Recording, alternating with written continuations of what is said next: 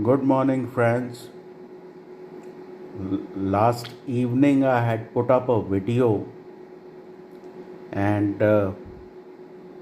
you people have hugely supported me and have requested that I continue with these videos. Basically, I wanted to show the trolls who is their father. Delhi में कहते हैं कि तुम्हारा बाप कौन है. I believe they have now found their real father. So if you come and misbehave here, I will beat your butt so red that you will not be able to, जैसे दबंग में कहते हैं कि कंफ्यूज हो जाओगे कि वो कहाँ से करे और वो कहाँ से करे. Okay, since I don't want to fall to their levels, but I am humbled with all your response, and that's the idea. When people do things without any personal interest, that is the greatest service. And who can do this service? A person who can make money by himself. So, not making it into some sort of a business, keeps me free. Okay.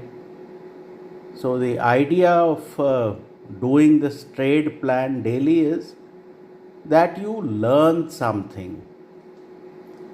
And what I want you to learn is independent thought.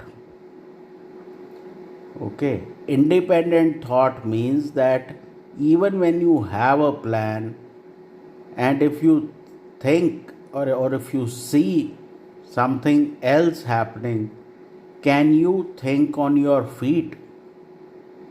If you can't learn to think on your feet, then you are wasting your time. Okay, because nobody can put food in your mouth. You must hunt and eat. Okay, it is nobody's obligation, it is nobody's claim that anything is available without the hard work from you. Now, yesterday was a great day. If you bought at any point in time, you made money. So this is the time for trade plan for 28th of May. Okay. So we made money day before, we made money yesterday.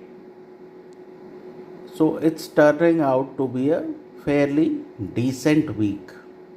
Now the issue with today is that when you have a 300 point move on the Nifty and I think 1300 on the Bank Nifty, today's pivots will be extremely wide. Now because of that, what happens is that there is a very large probability that you get action on both sides. Plus today's expiry. So it's not going to be very easy to operate. Nobody should think that you will keep getting follow through and there will be no intraday declines. Right now, as I speak, Asia is decently higher. Yesterday it wasn't as doing as well as it's doing this morning.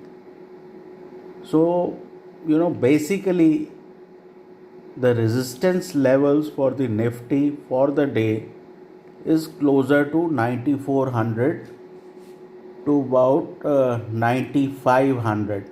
Wide Why? Because yesterday was a broad range day, and for buying the range is 9117 to about 9215.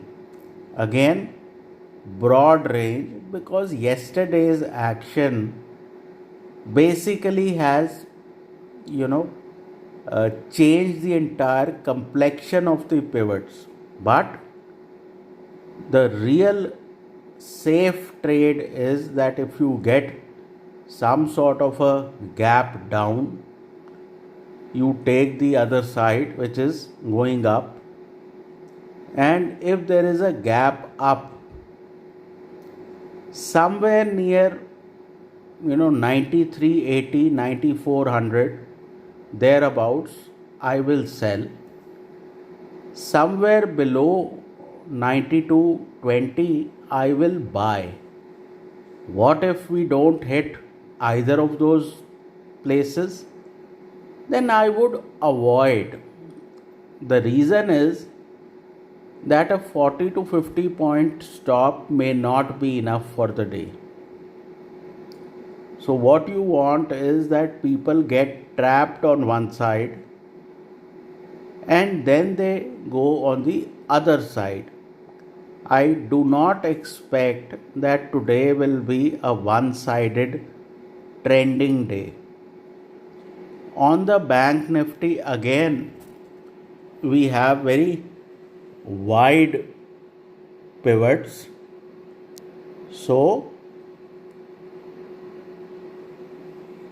the support zone is 17,905 to 18,284, and resistance comes in at 19,050 to 19,400, 420.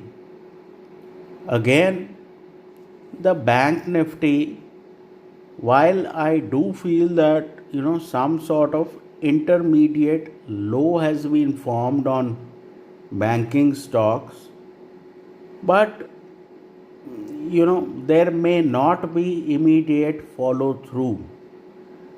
So what you want to do is wait for some sort of a decline, and it's not much. Bank Nifty futures closed at 18,663. So what you want is a 400 point sort of decline, which is easy to get. Okay, so today will be a test of patience. The more you wait on one side or the other, the better entry you will get. The mistake that you don't want to make is chasing the market. Reason? We have overstretched yesterday and immediate follow through is unlikely. These are the odds.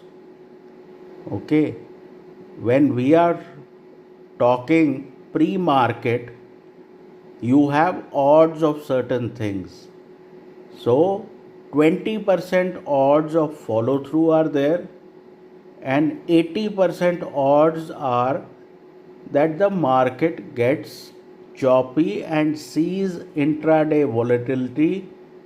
I wouldn't be surprised even if you get 100 point intraday decline on the Nifty, maybe from higher levels. So this you should keep in mind. In terms of financials, I think more rallies are in store. So if you get declines on large private banks, etc., now they are buy on dip for the foreseeable future. No pullback rally will end within a single day. So chances are some sort of intermediate lows have been formed, and you should have upside. About the 9400 June call, I had said that the view does not change. while I had closed it because it was too slow in moving and it was keeping my capital blocked. But as you can see, that view is now playing out, and chances are will play out by the time June ends. So everybody has to take their own decision. If you want faster money is available in futures. Options tests your patience as it tested mine. So again, that was a money management decision that was taken. I would think, and again, this is into the zone of kya lag raha hai, that 8800 to 9000 is some sort of a base from where we could retest 10,000 and beyond.